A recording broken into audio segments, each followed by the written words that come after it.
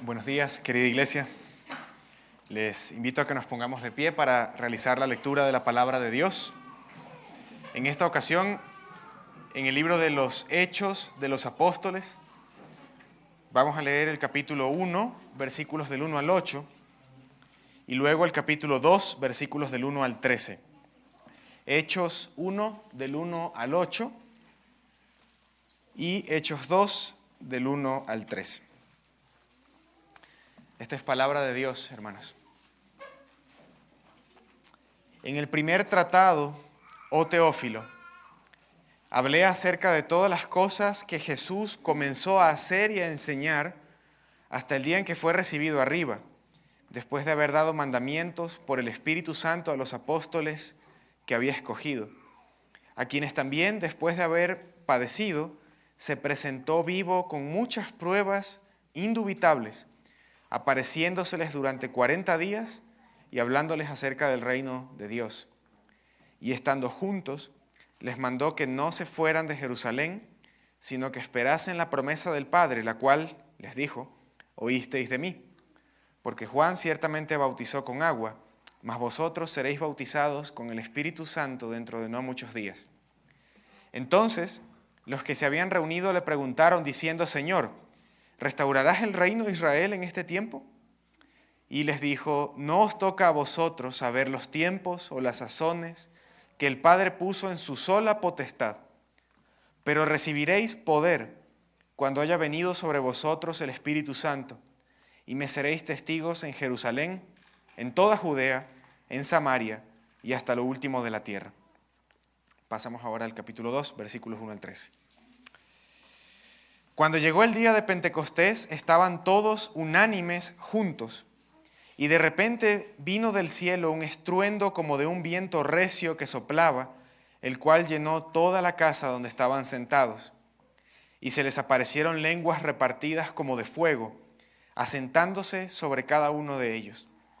Y fueron todos llenos del Espíritu Santo, y comenzaron a hablar en otras lenguas, según el Espíritu les daba que hablasen.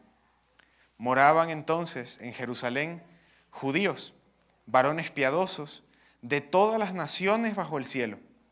Y hecho este estruendo se juntó la multitud y estaban confusos, porque cada uno les oía hablar en su propia lengua. Y estaban atónitos y maravillados, diciendo, mirad, ¿no son galileos todos estos que hablan? ¿Cómo pues les oímos nosotros hablar cada uno en nuestra lengua en la que hemos nacido? Partos, medos, elamitas, y los que habitamos en Mesopotamia, en Judea, en Capadocia, en el Ponto y en Asia, en Frigia y Panfilia, en Egipto y en las regiones de África más allá de Cirene, y romanos aquí residentes, tanto judíos como prosélitos, cretenses y árabes. Les oímos hablar en nuestras lenguas las maravillas de Dios. Y estaban todos atónitos y perplejos, diciéndose unos a otros, ¿qué quiere decir esto? Mas otros, burlándose, decían, están llenos de mosto. Amén. Oremos. Señor Jesucristo, Dios nuestro, que por tu poder venciste a la muerte y ascendiste a la diestra del Padre, y desde allí envías a tu Espíritu.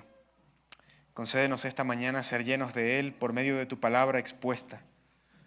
Haz que conozcamos mejor su obra y abre nuestros corazones para que, como tu templo y tu pueblo, avancemos tu reino.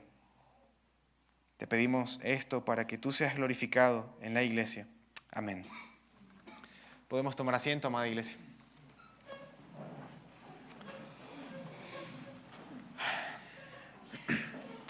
Hoy, hermanos, es el domingo que sucede 50 días después de la Pascua. El domingo en el que consideramos como iglesia cristiana o tradicionalmente se ha empleado para recordar el día de Pentecostés, la fiesta que sucedía 50 días después de la Pascua, 50 días después del tiempo en que nuestro Señor fue crucificado. Pero para muchos de nosotros hoy, no solo el pensar en este día como el domingo de Pentecostés, sino incluso la palabra Pentecostés puede resultarnos extraña, ¿no? En nuestros tiempos hemos llegado a asociar esta palabra, Pentecostés, con la identidad de un movimiento de iglesias muy particular, que se ha llamado a sí mismo pentecostal, un movimiento que surgió hace poco más de 100 años. Y entonces cuando la gente oye la palabra Pentecostés o lee el texto de Hechos 2, asocia inmediatamente esa idea con gente hablando en lenguas que nadie entiende, o cayéndose para atrás cuando el pastor le toca la frente, o bailando en medio del servicio, ¿no? Y tenemos esa serie de ideas asociada a la palabra Pentecostés, pero en la Escritura no tiene nada que ver con lo que nosotros pensamos.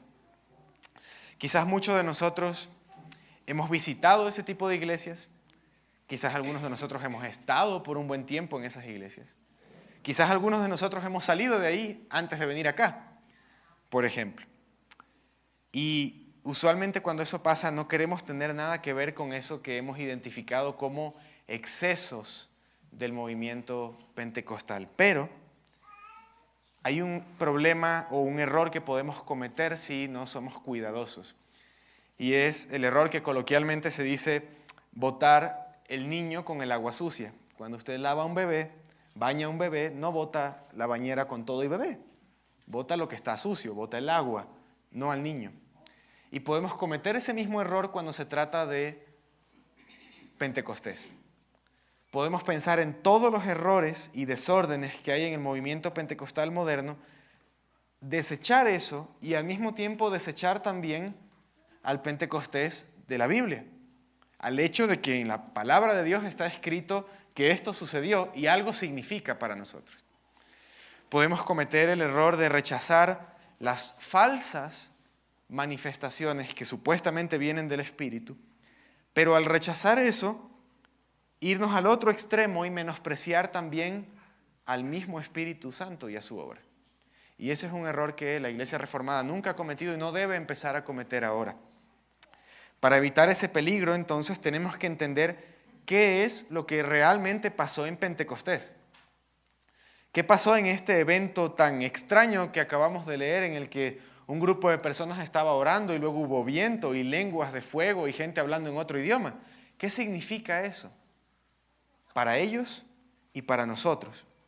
Y tenemos que entender lo que pasó no solo a la luz de este texto, sino entenderlo a la luz de toda la Biblia, a la luz de todo lo que Dios ha estado haciendo para salvar a su pueblo a través de toda la historia de la salvación. Y eso es lo que vamos a hacer hoy con la ayuda del Señor, hermanos. Antes de ascender al cielo, Jesús le prometió a sus discípulos que recibirían poder para ser sus testigos en toda la tierra cuando el Espíritu descendiera sobre ellos. Y efectivamente vemos eso. Nuestro tema esta mañana es que el Espíritu desciende para dar poder a la iglesia. El Espíritu desciende para dar poder a la iglesia. Y vamos a ver 2 puntos. El Espíritu desciende para dar poder a la iglesia de 2 maneras: llenando un nuevo templo y uniendo una nueva humanidad. Llenando un nuevo templo y uniendo una nueva humanidad. En primer lugar, en los versículos del 1 al 4 del capítulo 2 que leímos, de Hechos 2, del 1 al 4, vemos que el Espíritu desciende llenando un nuevo templo. Y yo sé lo que la mayoría de ustedes está pensando en este momento. Hermano, yo acabo de leer ese texto y no dice absolutamente nada acerca de ningún templo. ¿Cierto? No hay nada de templo ahí. Estaban los discípulos en una casa reunidos y empezó a pasar todo esto. Pero, aunque sí es cierto, ¿no? Visto de una manera, es verdad que no estaban en el templo, ni estamos hablando del templo de Jerusalén aquí, sí vamos a ver que esto tiene todo que ver con la idea de templo. Recordemos que después de la resurrección, lo que acabamos de leer, Cristo se apareció a los apóstoles y a otros discípulos durante 40 días, enseñándoles acerca del reino. Y una de sus últimas instrucciones, nos dice Lucas, aquí en Hechos, fue: no se vayan de Jerusalén. Para los discípulos podía haber toda la tentación de irse. Ellos ni siquiera vivían ahí, recuerden eso. La gran mayoría de ellos venía de Galilea, al norte de Israel. Estaban en Jerusalén, al sur. Podían querer irse a su casa, no tenían nada por qué quedarse ahí. Pero el Señor les dijo: no se vayan. Quédense en Jerusalén hasta que reciban la promesa del Padre. Así es como termina el Evangelio de Lucas, que es el primer tomo, ¿no? Recuerden que el evangelista Lucas escribió un libro de 2 volúmenes, si quieren. El tomo 1 es el Evangelio, el tomo 2 es Hechos. El tomo 1, Lucas, termina justo con esa promesa. Cristo diciéndole a los discípulos, ustedes van a recibir el Espíritu Santo de parte de mi Padre. El Señor les había prometido eso. Recuerden, por ejemplo, en Juan 14 al 16, el Señor había prometido que el Espíritu vendría para consolar a los discípulos, para guiarlos a toda verdad, para recordarles lo que Cristo había enseñado, para que ellos no quedaran huérfanos una vez que Cristo ascendiera a los cielos, etc. Y de hecho, como está aquí mencionado en el capítulo 1 y versículo 5, esto ya se había anunciado desde el bautismo de Jesús. Recuerden que Juan dijo, yo bautizo en agua, pero hasta ahí puedo. Viene otro que es más poderoso que yo, que viene antes de mí, y él tiene el poder para bautizar con el Espíritu Santo y con fuego. Esta promesa del Padre ya había existido en la mente de los discípulos durante años, durante todo el ministerio del Señor Jesús. Y ahora Cristo les dice, espérense en Jerusalén hasta que esto se cumpla. Así que los discípulos se quedaron en Jerusalén y se reunían a orar el primer día de la semana, según entendemos del libro de Hechos, y a esperar esta promesa. Unos días después llegó el día de Pentecostés, así empieza el capítulo 2, cuando llegó el día de Pentecostés. Pero, ¿qué era el día de Pentecostés? ¿No? ¿Por qué era tan importante? Porque había gente de todo el mundo ahí. ¿Qué era este evento tan crucial? Pentecostés era el nombre griego de lo que los judíos llamaban la fiesta de las primicias o de las primeras cosechas. Era una festividad en la que los judíos piadosos venían a Jerusalén y presentaban delante de Dios lo primero que habían cosechado, lo primero que su tierra había dado como fruto. Y era una manera de decir 2 cosas. Primero era una manera de decir, Señor, estamos agradecidos contigo por darnos esta provisión, pero también era una manera de decir que al dar esas primicias estaban seguros de que el resto de la cosecha también llegaría. Era una manera de decir, Señor, yo te voy a entregar lo primero, porque sé que si tú me has dado esto primero, todo lo demás, toda la cosecha que yo espero vendrá. Y esa era la fiesta de Pentecostés. Se llamaba así en griego porque sucedía igual 50 días después de la Pascua. Cuando llegó ese día entonces, esa gran festividad judía, los discípulos seguían esperando la promesa del Padre. Y de pronto se nos dice que un viento estruendoso, el texto nuestro dice recio, pero la idea es un viento ensordecedor del cielo, llenó la casa en la que estaban y encima se les empezaron a aparecer unas como lenguas de fuego sobre la cabeza a cada uno de ellos. Y en ese momento, nos dice el texto, fueron todos llenos del Espíritu Santo y comenzaron a hablar en otras lenguas según el Espíritu les daba que hablasen. Y lo primero que hay que decir es que es una escena extraña, de entrada. Y es una escena extraña no solo porque nosotros somos reformados, es una escena extraña hasta para cualquier persona del siglo XXI. Nunca ninguno de ustedes ha visto, ni ninguna persona aquí ha visto la casa llenándose de un huracán casi y la gente con lenguas de fuego en la cabeza. Y el que le diga que ha visto eso miente, ya vamos a ver por qué. Porque esta escena extraña, difícil de imaginar, es un evento único en la historia de la iglesia. Los discípulos estaban, si tratamos de imaginarnos esta escena, sentados, quizá orando, quizás estudiando algún pasaje de la Escritura, y de pronto, como les decía, llega un viento casi como de huracán, y cada uno empieza a ver en su hermano una cosa de fuego encima de la cabeza. Y de pronto todos son llenos del Espíritu Santo y son capaces de hablar en otro idioma. ¿Qué es lo que está pasando aquí? La primera pregunta que tenemos que hacernos es, ¿acaso los discípulos no tenían el Espíritu Santo antes? Pero sabemos que sí lo tenían. Primero porque no podían creer sin el Espíritu Santo, ¿no? Si el Espíritu Santo no cambia el corazón de una persona, no puede creer. Si el Espíritu Santo no hubiese regenerado a los discípulos, ellos no hubiesen creído en Cristo. Entonces, primero. Segundo, el Evangelio de Juan, por ejemplo, al final nos testifica que ya el Señor había soplado y les había dicho, reciban el Espíritu. O sea, encima habían tenido varias experiencias de ser llenos de la presencia del Espíritu Santo. Entonces, ¿por qué el texto insiste en que aquí fueron llenos del Espíritu Santo? ¿Qué es lo que estaba sucediendo aquí? Si lo que está pasando no es que los discípulos por primera vez están recibiendo el Espíritu, entonces, ¿qué está pasando? ¿Qué significa Pentecostés? ¿Qué significa este viento y estas lenguas de fuego dentro de la historia de la salvación del pueblo de Dios? Bueno, si ustedes y yo nos acercamos al pasaje así nada más y lo leemos desconectado de toda la Biblia, la aplicación va a ser súper fácil, ¿no? Yo podría decirles, hermanos, listo, aquí dice que los discípulos recibieron viento y fuego, entonces ustedes pónganse a orar para que el santuario de la Iglesia Luz de Vida, la gracia se llene de viento y ustedes todos tengan llamas de fuego encima. Y empiecen a hablar en lenguas.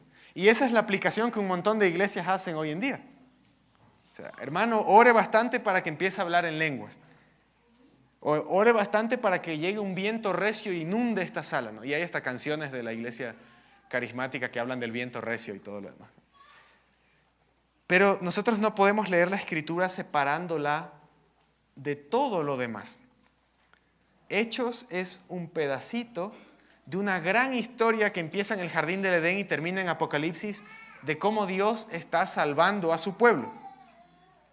Y si nosotros recordamos un poco más de esa historia, nos va a quedar claro qué es lo que está pasando aquí.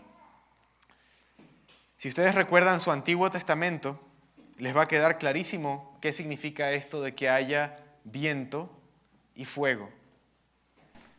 Si quieren, vayan conmigo, y si no, pueden escuchar la lectura en 2 de Crónicas, capítulo 7, versículos del 1 al 3. Segundo libro de Crónicas, capítulo 7, versículos del 1 al 3. Aquí estamos leyendo el final de la dedicación de Salomón al templo. Si ustedes recuerdan, Salomón hace una oración larguísima para dedicar el templo cuando lo construyó. Y le dice, Señor, cuando tu pueblo ore aquí, acuérdate, cuando tu pueblo ore mirando hacia este lugar, acuérdate, perdona su pecado, sálvalos. Cuando tú cierres las puertas del cielo y ellos oren y se conviertan a ti, sálvalos. Y termina esa gran oración en el capítulo 6, versículo 41 y 42, y dice Salomón lo siguiente: oh Jehová Dios, levántate ahora para habitar en tu reposo, tú y el arca de tu poder.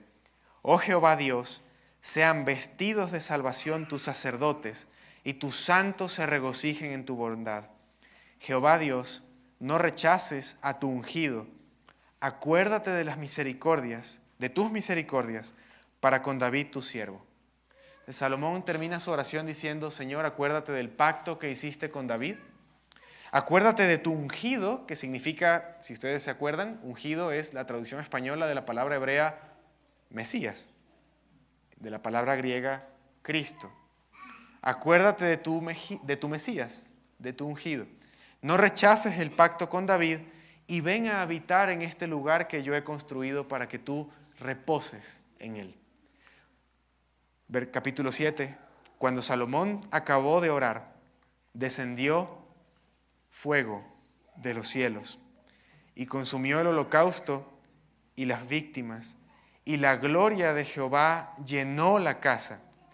Y no podían entrar los sacerdotes en la casa de Jehová porque la gloria de Jehová había llenado la casa de Jehová. Cuando vieron todos los hijos de Israel descender el fuego y la gloria de Jehová sobre la casa, se postraron sobre sus rostros en el pavimento y adoraron y alabaron a Jehová, diciendo, porque Él es bueno y su misericordia es para siempre. ¿Qué pasó aquí? Fuego y gloria llenaron esta nueva casa, ese templo que Salomón había construido. ¿Por qué eso es importante para nosotros?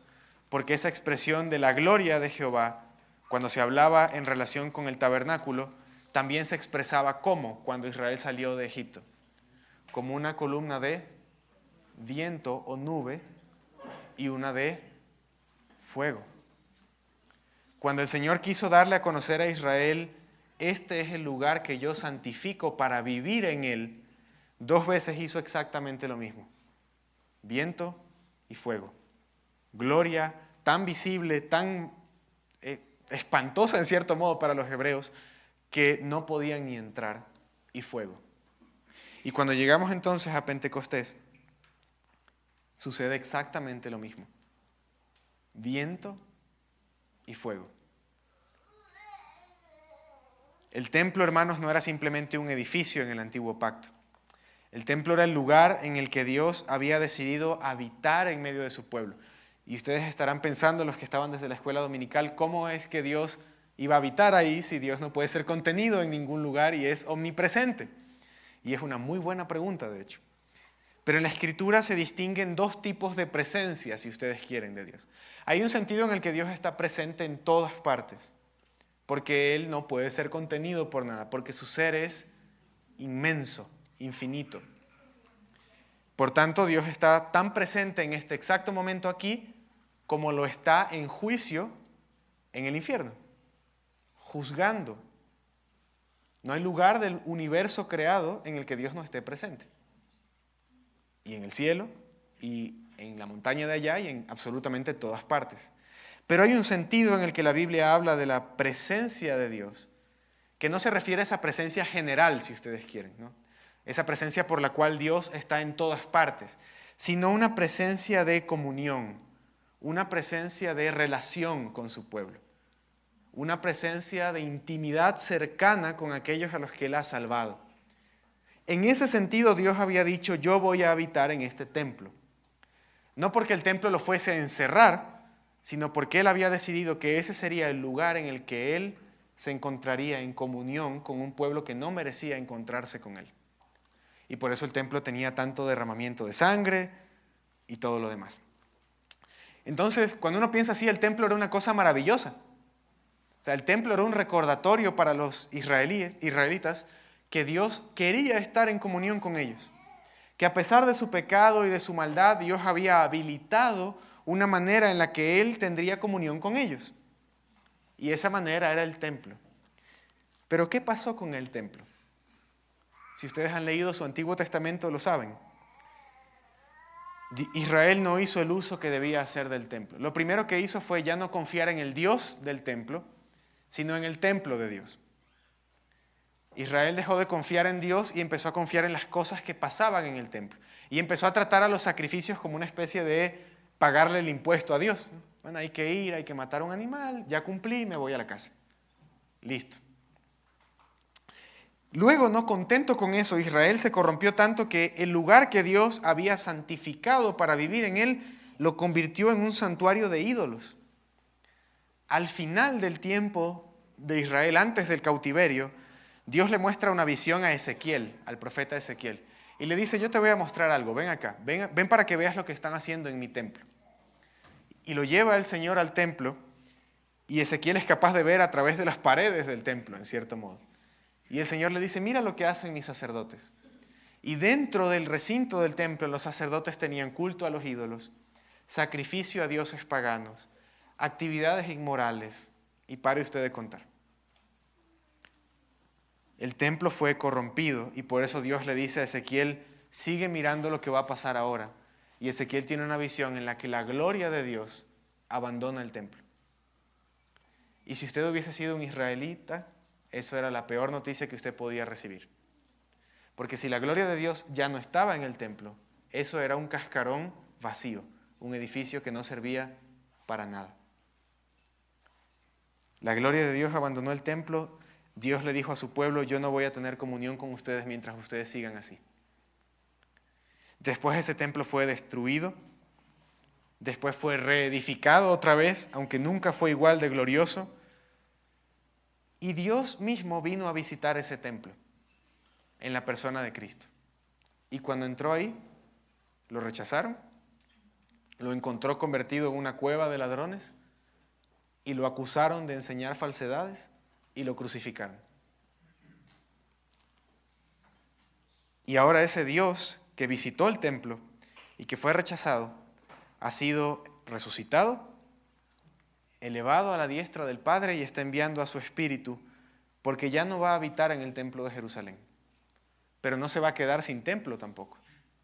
Su templo ahora lo van a formar este grupo de cristianos que estaba aquí reunido y que es lleno con lo mismo con lo que el templo antiguo fue lleno, con gloria y con fuego. En otras palabras, ese viento y esas llamas de fuego eran símbolos visibles de una realidad interna que Dios estaba queriendo comunicar. Dios estaba diciéndole a su pueblo, ahora este grupo de personas que creen en mi Hijo es mi templo. Ahora mi templo no es un edificio. Ahora mi templo es una reunión de seres humanos, creados a mi imagen, salvados por mi Hijo y ahora llenos de mi Espíritu. Entonces, ¿qué está pasando en Pentecostés? Bueno, algo único, no es algo que nosotros tenemos que esperar que pase en todos nuestros cultos. Y ahí está el error del pentecostalismo. No es que nosotros menospreciamos Pentecostés y ellos sí lo consideran valioso. No, nosotros le damos a Pentecostés un lugar tan exaltado que sucede y solo puede suceder una vez.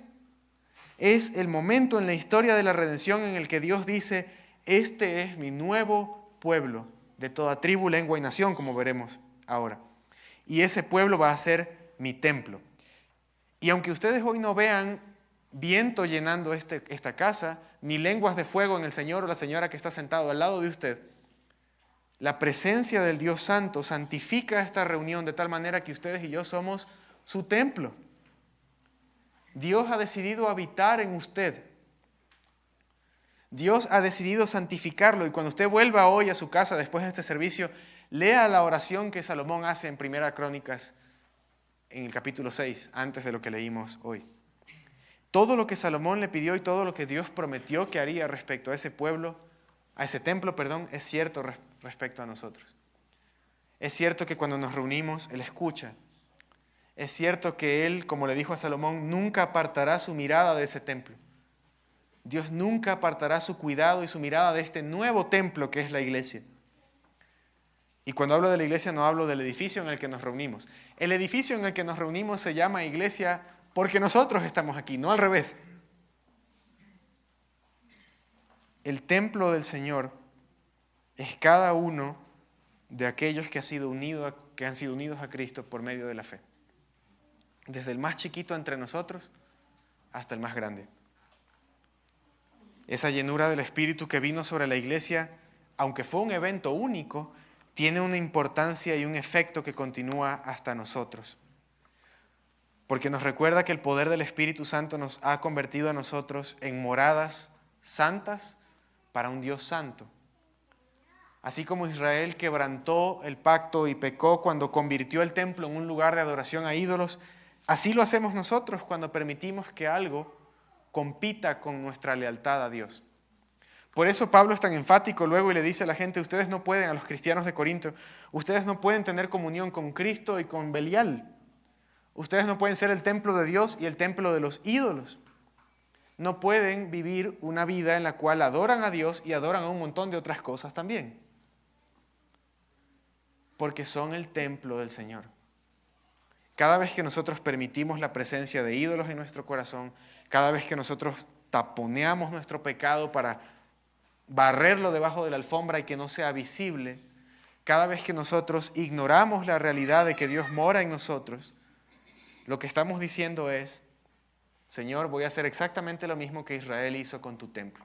Voy a tomar tu templo, que es mi cuerpo, voy a tomar tu templo, que es la iglesia, y lo voy a convertir en un santuario de ídolos. Dios nos libre de hacer eso. Porque es una ofensa gravísima. Porque el Dios santo, santo, santo, ha decidido morar en nosotros. ¿Se ha puesto a pensar usted en eso con suficiente frecuencia? Dios vive dentro de nosotros en el sentido real de eso, no en un sentido romántico como lo dicen algunas personas, tipo, si Dios vive en mí. Es sorprendente que Dios decida morar dentro de casuchas como nosotros, pudiendo tener la gloria de todo lo que Él quisiera. Que Dios elija moradas indignas, casas de barro prácticamente, para vivir dentro de nosotros.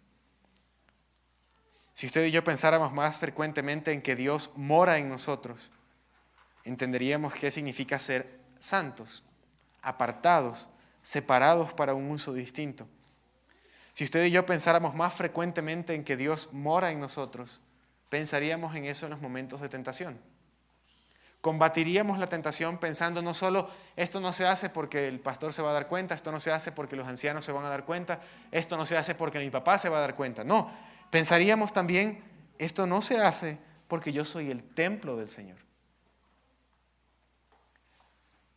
Si ustedes y yo pensáramos más que Dios mismo habita en nosotros y en medio de nosotros, entenderíamos que tenemos realmente el poder para resistir la tentación y vivir para Dios. No perfectamente, pero lo tenemos. Como Pablo lo dice, el espíritu de aquel que resucitó a Cristo de entre los muertos vive en nosotros. O sea, Dios no nos dejó desamparados en nuestra lucha contra el pecado. Si usted y yo pensáramos más frecuentemente en que Dios mora en nosotros, entenderíamos sobre todo, y quizás con esta aplicación concluyo este primer punto, ¿por qué el momento más importante de su semana es la reunión de la iglesia para adorar?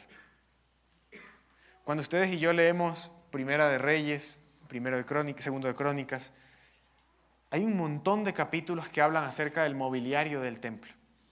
Y yo sé que ustedes más de una vez han estado haciendo su plan de lectura anual y dicen, hoy justo llego a la casa cansado, tuve un mal día, ¿y qué me toca en mi lectura bíblica? 3 capítulos acerca de cómo eran los muebles, de qué material se hizo el mueble, de dónde iba la columna. Y a uno, desde nuestra perspectiva, nos suena extraño, nos suena como, ¿y para qué me sirve esto? Pero piensen en por qué el Espíritu Santo inspiró a un autor para escribir tanto detalle acerca del templo. El autor de Primero de Reyes nos dice que Salomón construyó palacios, una casa para su esposa, una mansión, un lugar donde había jardines. Pero ¿por qué no nos da 7 capítulos de detalle acerca de eso? Pero sí sobre el templo. Porque lo que quiere que entendamos es que la adoración a Dios es prioritaria.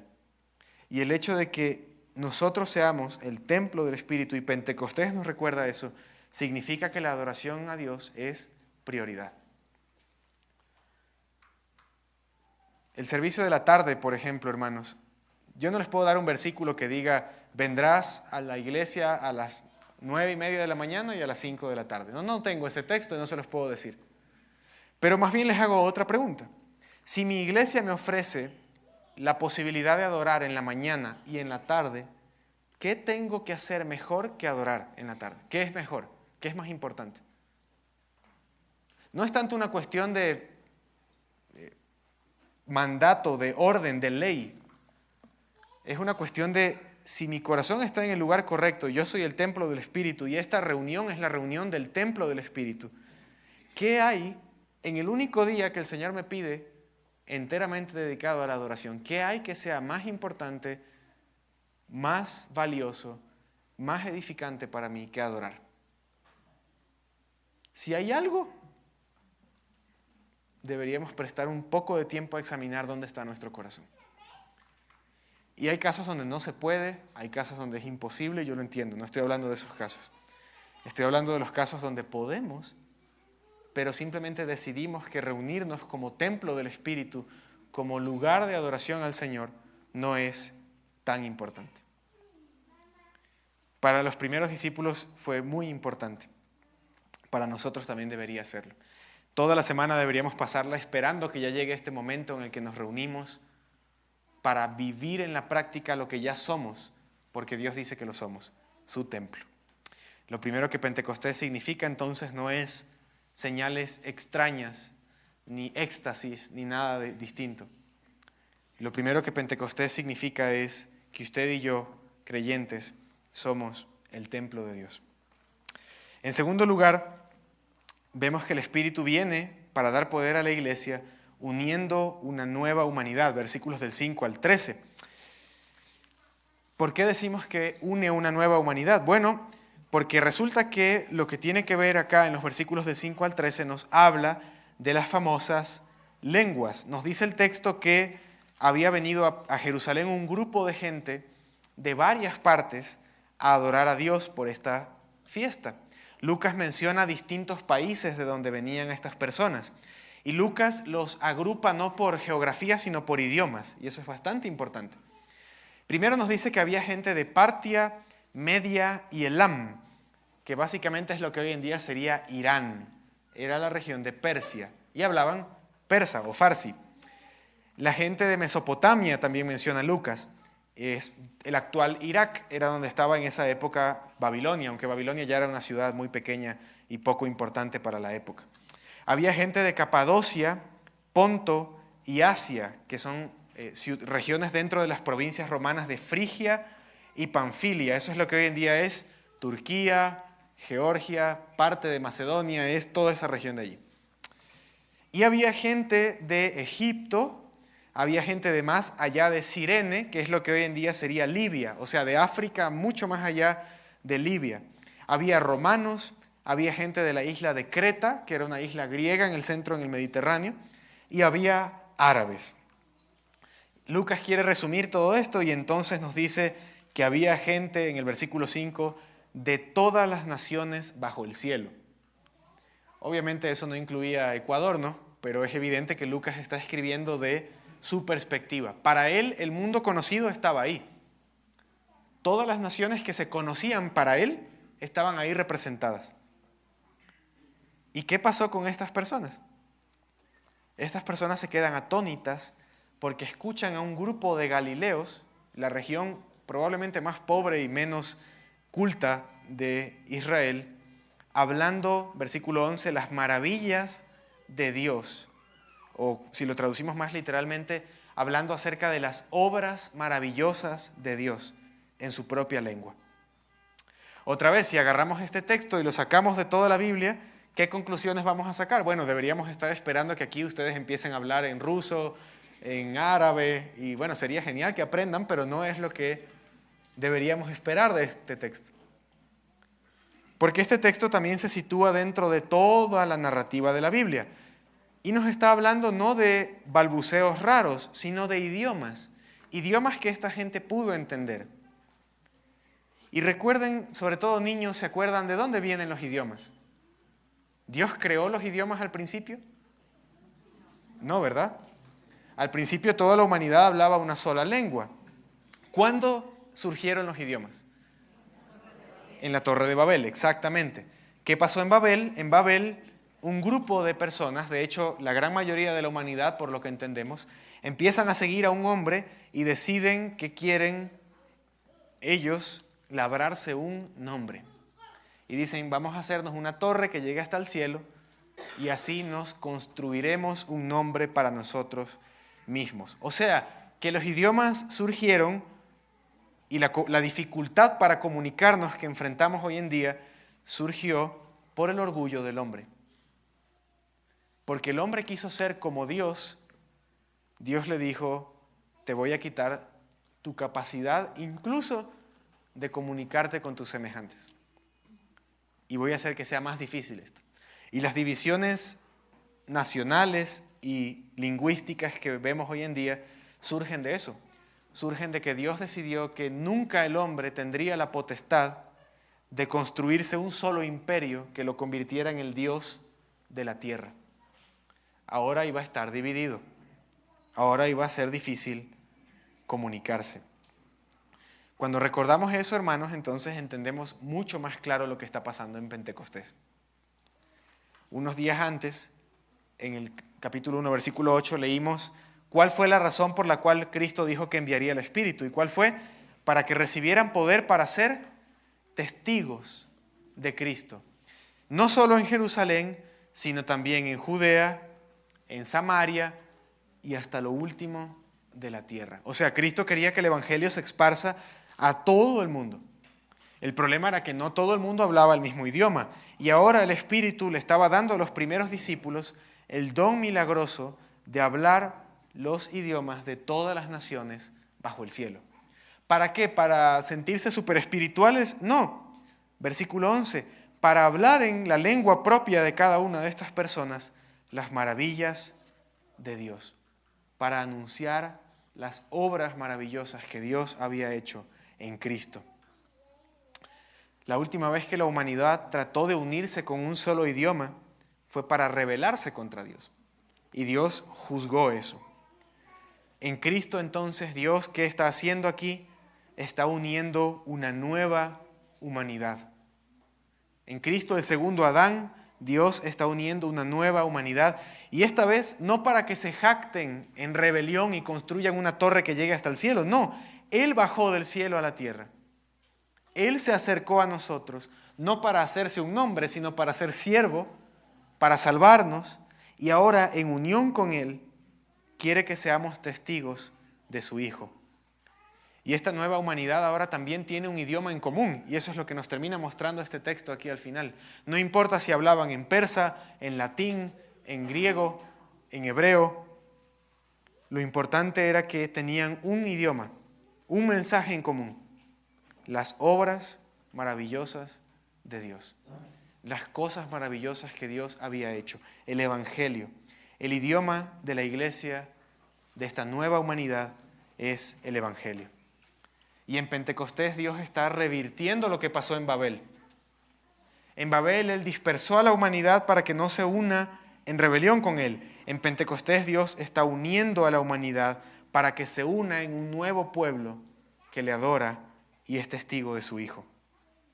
En Pentecostés, por así decirlo, el Señor nos muestra que por el Espíritu Él rompe todas las barreras culturales, sociales y lingüísticas y nos convierte en una sola cosa: una nueva humanidad, la iglesia. Y eso tiene implicaciones maravillosas para nosotros, hermanos. Pentecostés debería, en primer lugar, curarnos de nuestros prejuicios raciales y de nuestro orgullo cultural, porque la iglesia no es la reunión de mi tribu.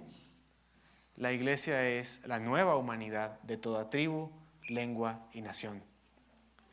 Si mi iglesia se adaptara más a un grupo social, cultural o lingüístico y no permite que nadie más sea parte de, estamos mal. Si mi grupito ya está completo y por eso no quiero evangelizar porque de gana viene gente de afuera rara que no conocemos. Hay gente que piensa así, aunque ustedes no lo creen. Sobre todo en países que han sido protestantes y han tenido el evangelio durante siglos, hay iglesias que han llegado a pensar: mejor ni evangelicemos, porque aquí en la iglesia estamos familias que tienen 20 generaciones, no sé, aquí. Ahí quedemos. Y eso no está bien. Pentecostés nos recuerda que la iglesia es de toda tribu, lengua y nación. En segundo lugar, Pentecostés debería recordarnos que Cristo tiene todo el poder para hacer que su reino avance y no hay nada que lo obstaculice. Los discípulos no tenían la capacidad intelectual en sí mismos, ni el estudio para saber hablar todos estos idiomas, y sin embargo el Señor dijo: permiso, yo voy a obrar y ustedes van a poder ser capaces de evangelizar a toda esta gente. Las lenguas como un don ordinariamente ya no suceden, no deberíamos estar esperando que nos venga milagrosamente la capacidad de hablar otra vez búlgaro, no va a pasar. Estudie, si quiere ir a misiones a Bulgaria, estudie búlgaro. Y pídale al Señor que le ayude a aprenderlo. Ordinariamente esto no va a pasar. El Señor puede hacerlo, no estoy diciendo que no, pero ordinariamente no va a pasar. Pero lo que sí nos recuerdan esto es que el Señor abre camino para el Evangelio a través de todo tipo de contextos, de todo tipo de barreras. Y eso lo podemos ver nosotros incluso en nuestra propia experiencia como iglesia, como denominación. Hace 100 años, ¿quién hubiese imaginado que iba a haber varias iglesias reformadas confesionales en el país, que iba a haber una misión reformada en Ibarra, donde probablemente nunca ha habido una iglesia reformada en 500 años? Y sin embargo ahora la hay.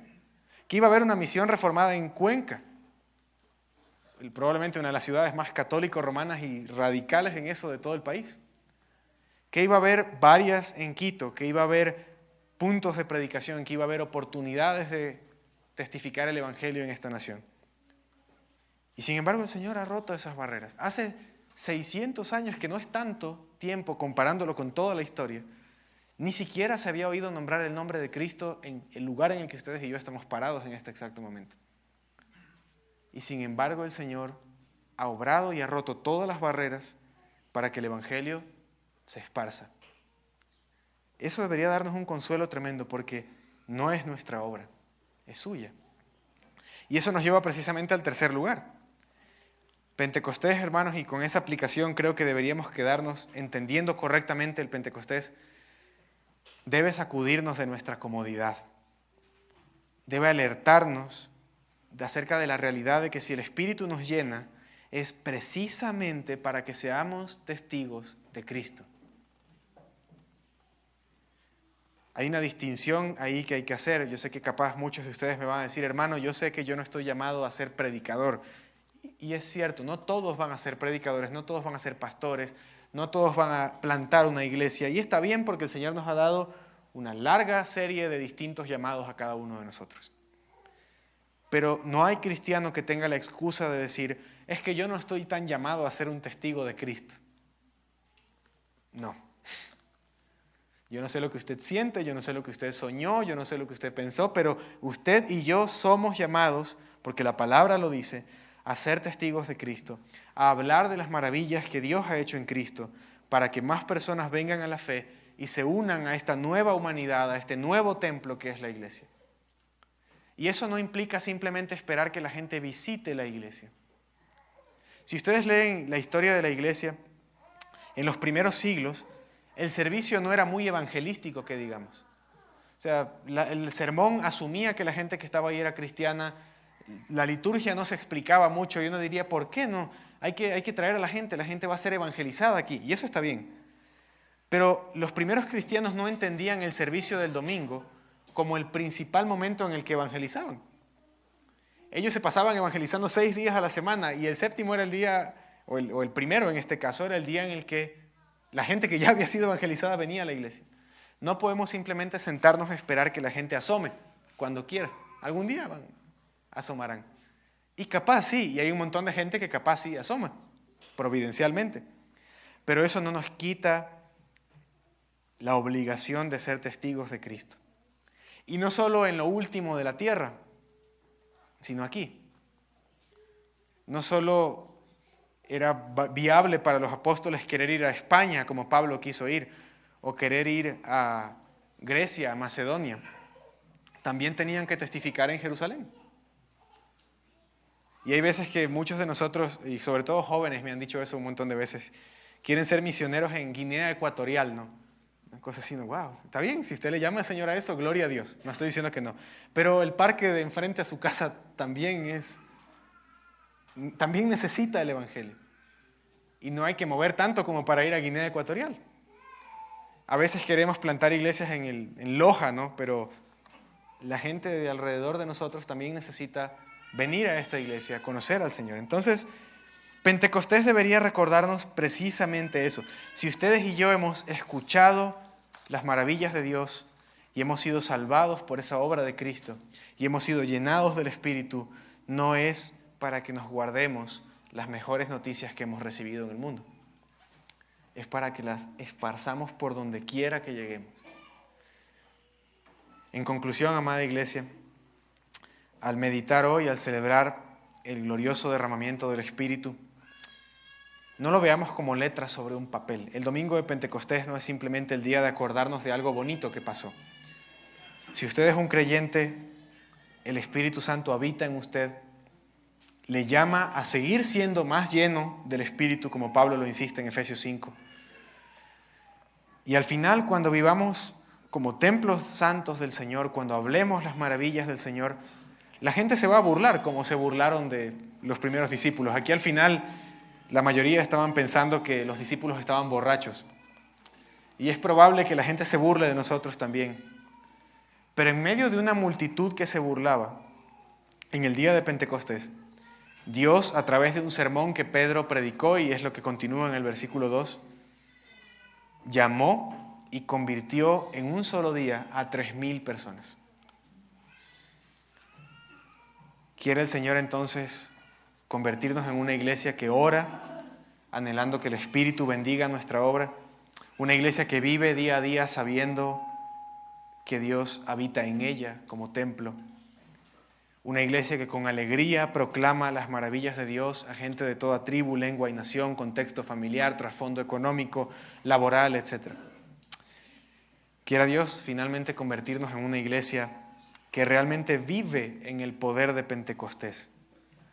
Porque no hay que revolcarse ni hacer desorden ni danzar en el culto para ser genuinamente pentecostales en ese sentido. para vivir en el poder del Pentecostés, lo que hay que hacer es que a través de la palabra del Evangelio extendamos las maravillas de Dios y llevemos ese exacto mismo Evangelio que, si ustedes siguen leyendo el libro de Hechos, trastornó, le dio la vuelta al mundo.